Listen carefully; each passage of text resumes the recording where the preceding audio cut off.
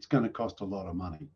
There's no question. And the Defence Minister was pretty clear that they've thought through how that's going to happen, and it's going to require a 0.15% increase of GDP expenditure on defence to make it work.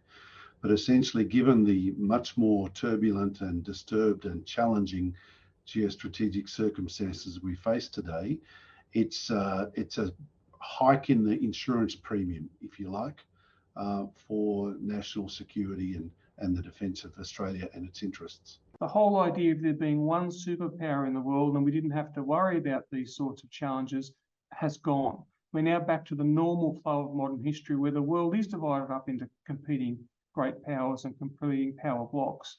And that's what we're seeing in the Indo-Pacific region.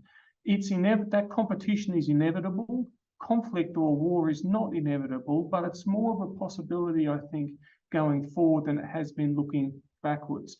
When people use the terms arms race, and there's a throwback to the Cold War, my immediate response, like most people's response, is that is a bad thing. That's a lot of money that otherwise could be invested in hospitals getting spent, right? And it increases the danger because everybody's so well armed. But there was no World War III. For all of the distasteful parts of the Cold War, the fact that no one block of countries made a calculation that said we will get more out of war than not war, meant there wasn't a war. That's the heart of deterrence. It's a tricky thing. It requires two things. It requires the other side to believe there is the capability to act on the deterrent threat. That's things like submarines.